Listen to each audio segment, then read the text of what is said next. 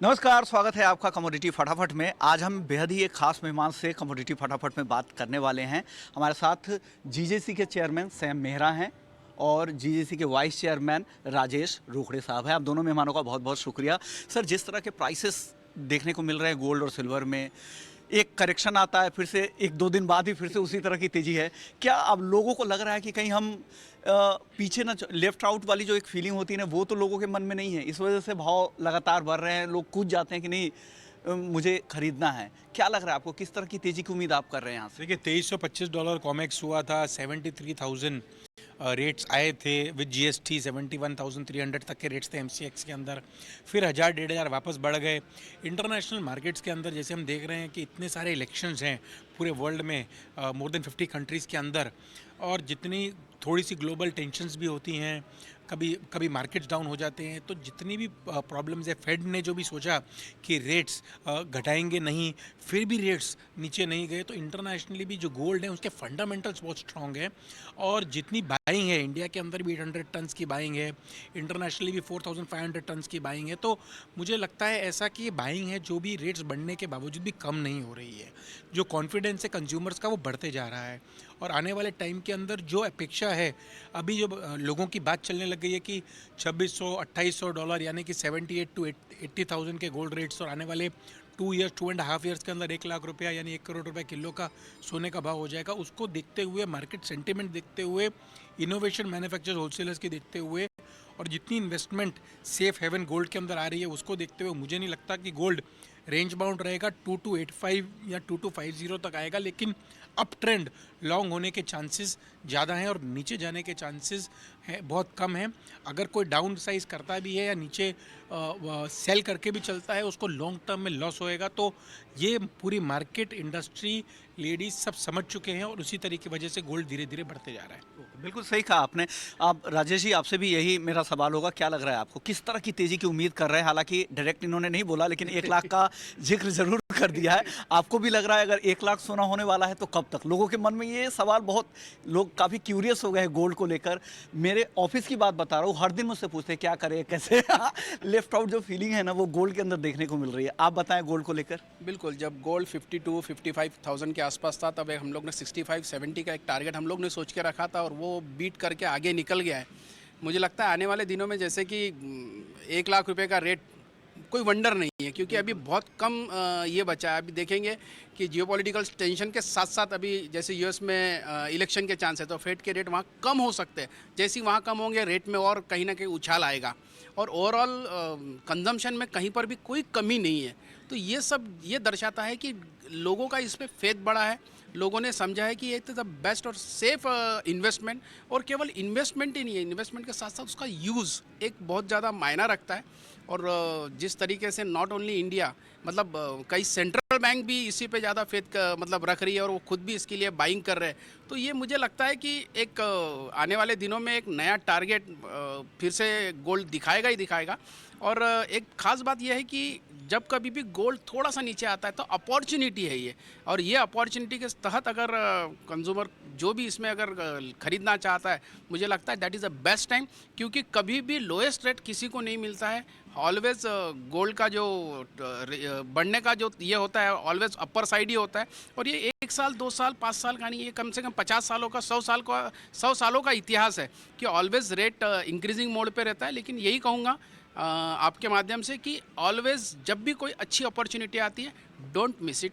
आप बिल्कुल इस पे जैसे कि गवर्नमेंट ने इस पे फेथ रखा है, तो कंज्यूमर ने भी इस पे जितना फेथ रखा उससे ज़्यादा अगर फेथ रखते हैं, तब भी कभी आपको गोल्ड निराश नहीं करेगा। बिल्कुल, जिस तरह का फेथ सिर्फ एक कंट्री का नहीं, पूरी दुनिया का है, और लगातार सेंट्रल बैंक्स की तरफ से खरीदारी भी देखने को मिल रही है, और सिर्फ बड़ी इकॉनमी नहीं, छोटे छोटे कंट्रीज भी खरीद रहे हैं। तो क्या लग रहा है किस तरह का ट्रेंड गोल्ड मार्केट में डेवलप हो रहा है? अभी डब्ल्यूजीसी के इंडिया के सीईओ से बातचीत हो रही थी, वो कह रहे थे कि छोटे छोटे कंट्रीज से भी लगातार बाइंग के नंबर आ रहे हैं, सेंट्रल बैंक खरीद रहे हैं।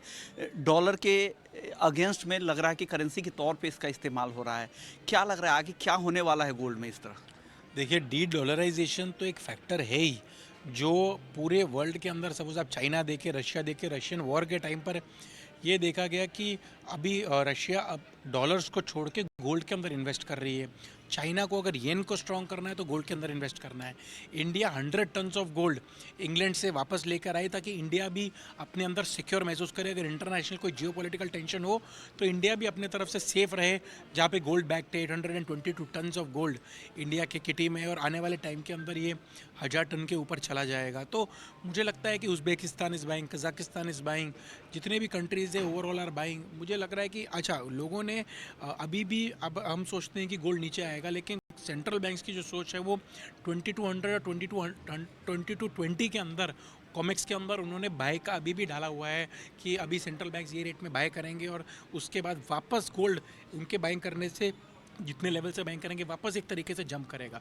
सो मुझे नहीं लगता कि ये है। और सेंट्रल बैंक्स भी इतने लॉजिकली बाइंग करेंगे, बैंक्स बाइंग करेंगे, हाउस होल्ड्स बाइंग करेंगे। डिमांड रेट बढ़ने से भी कम नहीं होगी और कभी भी कस्टमर वही चीज़ बाय करता है जो अप्रिशिएटिंग कमोडिटी है।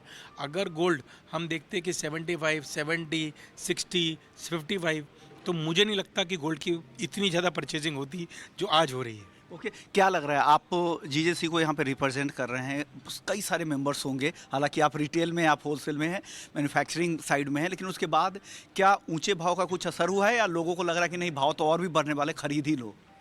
देखिए, हमेशा आप देखेंगे ना, मार्च का महीना मंदी होता है, फिर अप्रैल चलता है, मई चलता है, जून जुलाई के अंदर एक थोड़ा सा मंदी आती है क्योंकि लोग छुट्टियों पे जाते हैं, सीजनल डिमांड कम हो जाती है। अगस्त 15 जुलाई से वापस अगस्त की राखी के लिए, उसके बाद आगे जो फेस्टिवल्स हैं इंडिया के अंदर, आप देखेंगे कि हर 2-3 महीने बाद फेस्टिवल्स ऑफ बाइंग होते हैं और ज्वेलरी हाईएस्ट बाइंग होती है। अक्षय तृतीया और दिवाली तो हाईएस्ट है ही। उसके अलावा आप सोचेंगे कि पुष्य नक्षत्र होते हैं, अब बाकी जो फेस्टिवल्स आते हैं, राखी आ गई, नया साल आ गया ईस्ट के अंदर, फिर पहला बैसाख, ऐसे बहुत चीज़ें आती हैं जो हर 2 महीने में आती हैं जो ज्वेलरी बाइंग के लिए बहुत ही महत्वपूर्ण है, जिससे बाइंग स्पाइक होके अपने जो नंबर्स हैं इंडिया के अंदर 750 to 800 टन्स वो आ जाते हैं और हर साल ये नंबर्स बरकरार रहेंगे। मुझे लगता है 5 to 7% की और बढ़त आएगी। ज़रूरी नहीं है कि ज्वेलरी कंजम्पशन पे हो, इन्वेस्टमेंट डिमांड बुलियन कंजम्पशन पे भी हो सकती है। सैम, आपसे एक मेरा बहुत ही इंटरेस्टिंग सवाल है मेरे मन में कि हमारे पास नंबर ऑफ सेलिब्रेशन के डेज कम है क्या? क्या इससे अगर हम और बढ़ा दें तो गोल्ड की बाइंग और भी ज़्यादा हो सकती है? क्या एक कुछ अगर एसोसिएशन की तरफ से की जाए तो हर ओकेज़न पे लोग गोल्ड खरीदें? देखिए, होलसेल मैन्युफैक्चरिंग के पार्ट पे राजेश भाई मानेंगे कि हम लोग जनरली हर महीने कुछ ना कुछ करते रहते हैं जिससे रिटेलर्स के पास सेल्स हो।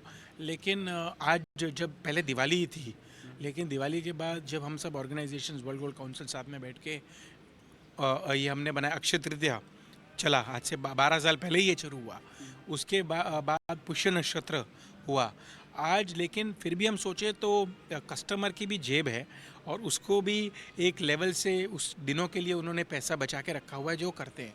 अब और भी अगर फेस्टिवल के डेज हम मनाएंगे तो मुझे लगता है कि उसके अंदर 2 से 3% की और बाइंग आ सकती है। लेकिन अभी ये साल के अंदर जो हर साल के अंदर जो फेस्टिवल्स हैं वो इनफ हैं और उसके हिसाब से हमारी ग्रोथ और हमारे जो सेल्स है जेम एंड ज्वेलरी और जितने रिटेलर्स हैं उनकी रुचि उसके हिसाब से बनते जा रही है और बन रही है।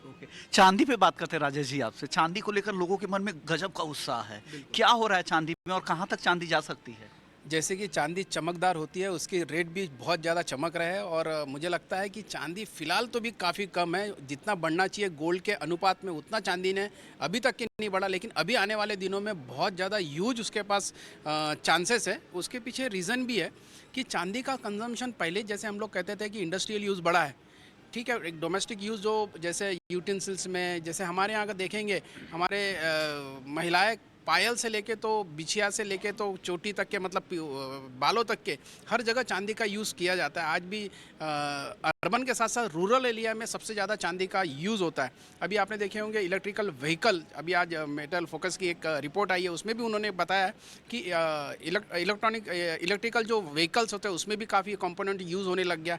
तो आने वाला भविष्य जो है इंडस्ट्रियल साथ साथ, जैसे आप सोलार पैनल में भी बहुत ज़्यादा यूज़ होता है, तो ये 2-3 चीज़ें एक साथ आने के कारण इसका डिमांड काफ़ी बढ़ा हुआ है और थोड़ा सा अभी एक और चीज़ ये भी हो गया कि गोल्ड के रेट बढ़ जाने की वजह से कई चीज़ें ऐसा है, लोग सिल्वर में संतुष्टि कर लेते हैं। तो उन जिनका डीप पॉकेट नहीं है, जिनको लगता है कि हाँ मुझे कुछ खरीदना है या मुझे एक प्रीशियस मेटल में मुझे इन्वेस्ट करना है, तो वो एक सब्स्टिट्यूट के तहत चांदी को देख रहे हैं।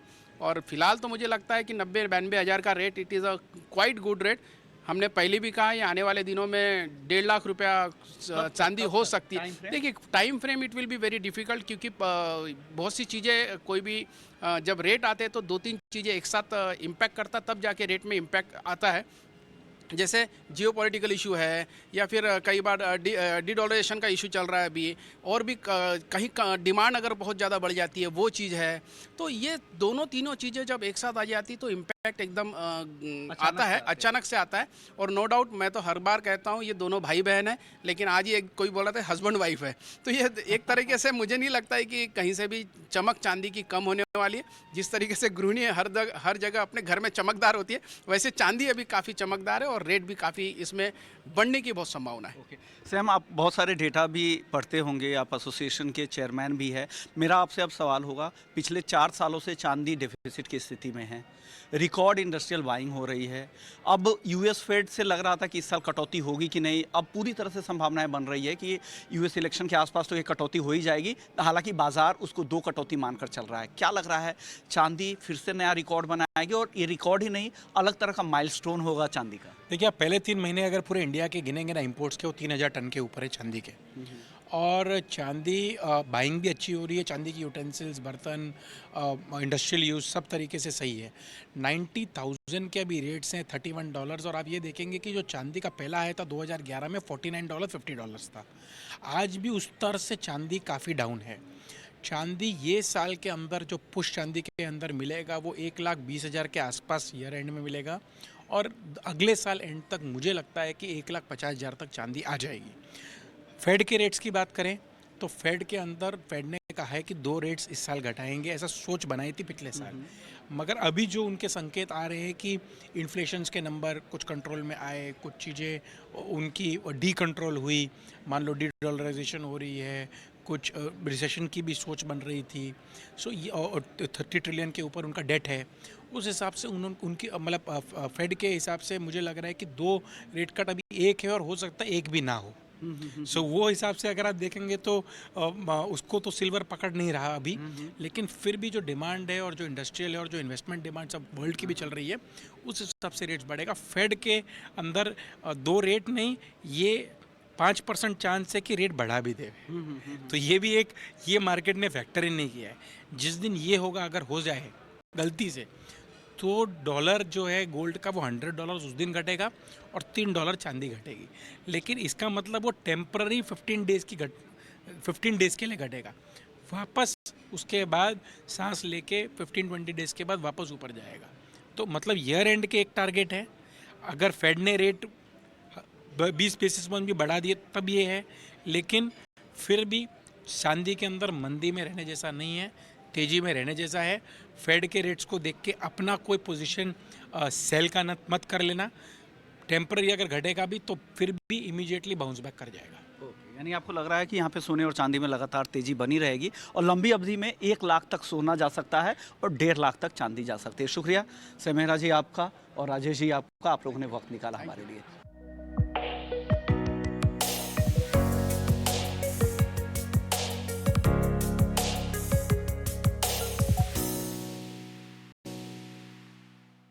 हमारे साथ जाने माने ज्वेलर वामनहड़ी पेठे के पार्टनर डायरेक्टर आशीष पेठे जी हैं। शुक्रिया सर, हमेशा की तरह आपने वक्त दिया हमें।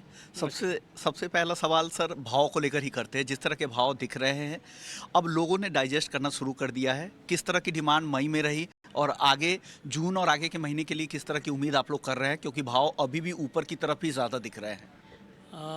मई महीने में ओवरऑल डिमांड अक्षय तृतीया के हिसाब से ठीक ठाक ही थी। लेकिन अभी जून जुलाई में मैं देखता हूँ कि नॉर्मली जून जुलाई में मार्केट स्लो रहता है। उसके 2-3 रीज़न है। एक तो बारिश का सीज़न रहता है, बिल्कुल। दूसरी शादियाँ नहीं होती हैं, कम होती हैं, और तीसरा स्कूल का एडमिशन्स और उसमें लोगों का खर्चा बहुत सारा होता है, तो जनरली स्लो रहता है। और सावन का महीना शुरू होने के बाद एक्चुअल फेस्टिवल सीजन शुरू होता है। तो ये 2 महीने वैसे भी स्लो रहते हैं और अभी जो वापस सोने में स्पाइक आया है उससे तो पक्का लोग और थोड़ा रुक के आगे खरीदारी करेंगे, ऐसा मुझे लग रहा है। सर, वर्ल्ड गोल्ड काउंसिल के सीईओ से बातचीत हो रही थी तो वो कह रहे थे जब भाव बढ़ा तो लोगों को लगा कि खरीद लेते हैं, कहीं भाव और न बढ़ जाए शादियों की वजह से या इन्वेस्टमेंट डिमांड की वजह से। क्या आप अपने स्टोर्स में भी इस तरह के सेंस कर रहे हैं, इस तरह की चीज़ें निकल के आ रही हैं? पहले क्या होता था, जब सोने की प्राइस बढ़ती थी तो लोग बेचने आते थे, लेकिन जब 60,000 से अभी तक का जो रैली आया है उसमें हमने लोगों को सेलिंग ऐसा देखा नहीं है, नंबर 1। नंबर 2 कि पिछले 1-1.5 साल में जब कभी भी प्राइस का स्पाइक हुआ है, जो इन्वेस्टमेंट डिमांड है वो हम रिटेल काउंटर में बढ़ते हुए देख रहे हैं। धीरे धीरे लोग ज़्यादा आके जिसको जो चाहिए 10 ग्राम, 15 ग्राम, 20 ग्राम वो आके लेके जा रहे हैं, क्योंकि जैसे आपने कहा धीरे धीरे प्राइस ऊपर जा रहा है, उनको लगता है और लाख रुपए तक चला जाएगा तो अभी मैं रख लेता हूँ, 2-4 साल के बाद शादी है तो this is a good time to invest. तो इस पिछले 1-2 साल में जब कभी प्राइस राइज हुआ है, इन्वेस्टमेंट डिमांड धीरे धीरे काउंटर लेवल पे बढ़ा है। ओके, अगर इस तरह की डिमांड बढ़ रही है तो लोगों के मन में ये भी जानना चाह रहे होंगे कि भाव क्या होगा।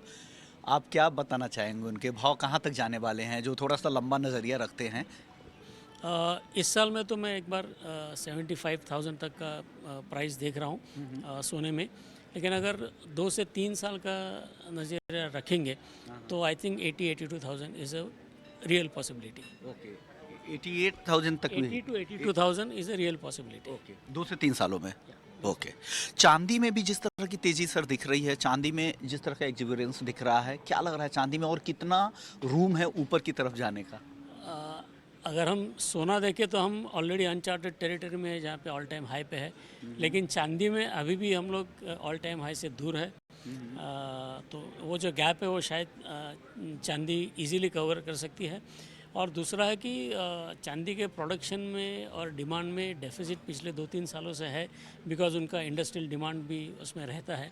तो आगे चलते हुए 2-3 सालों में भी मैं देखता हूँ कि ये डेफिसिट रहेगा और उससे चांदी के भाव में सपोर्ट अच्छा खासा रहेगा।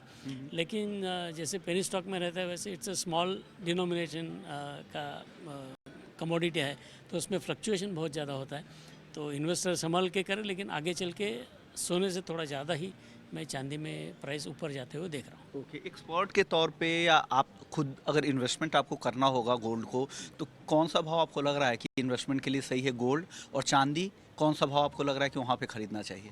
आई थिंक 71,500 के आसपास एक राइट प्राइस था इन्वेस्ट करने के लिए। अभी 2 दिन में तो ऊपर चला गया सोने का प्राइस। और चांदी में आई डाउट, लेकिन अब 85 to 87 के रेंज में is will be the best price. लेकिन वो बेस्ट प्राइस हाथ में कभी आता नहीं, तो every day we should buy. Okay, चांदी कहाँ तक जा सकती है अगले 2 सालों में? जैसा आपने कहा कि 80 के ऊपर गोल्ड जा सकता है, तो चांदी कहाँ तक जा सकती है? चांदी में देख रहा हूँ लगभग 1,10,000 तक जा सकते हैं, यहाँ से और 10-15% ऊपर जा सकती है। 2 साल का रेंज है या इसी 2 साल में? इस साल में 2-5% लाख तक एक बार जा सकती है, लेकिन ओवरऑल नेक्स्ट 1 or 2 ईयर्स 1,10,000 तक जा सकती है चांदी। शुक्रिया सर, आपने वक्त दिया हमें। Thank you so much sir. चांदी की चाल आगे कैसी रह सकती है? जिस तरह की चमकीली चांदी हो गई है, क्या ये चमक आगे भी बरकरार रहेगी? और बरकरार रहेगी तो चांदी लंबी अवधि में किस तरफ जा सकती है और क्या क्या लेवल आने वाले समय में दिखेंगे? हमारे साथ कुछ खास मेहमान हैं। हमारे साथ राहुल मेहता हैं, एमडी हैं सिल्वर एम्पोरियम के, सिल्वर के बड़े कारोबारी है। इब्जा के सेक्रेटरी सुरेंद्र मेहता हैं, और साथ ही हमारे साथ विजय अग्रवाल है, आरवी अग्रवाल इंपेक्स के। अब तीनों मेहमानों का बहुत बहुत शुक्रिया। सबसे पहले शुरुआत भाव से करेंगे मेहता जी, और भाव के बारे में सबसे पहले आपसे ही बातचीत करेंगे। क्या लग रहा है, किस तरह की चाल चांदी आगे दिखा सकती है? मीडियम से लॉन्ग टर्म का के हिसाब से अगर देखें, पूरे इस साल के लिए किस तरह की चाल दिख रही है, और नेक्स्ट ईयर किस तरफ चांदी जा सकती है? देखिए, मुझे लगता है कि चांदी सेटल होने की कोशिश कर रही है 30 या $31 के आसपास। हमने काफ़ी मूवमेंट देखा है 88,000 से 97,000 के बीच में चांदी लगातार पिछले 2-3 हफ्तों से मूव हो रही है।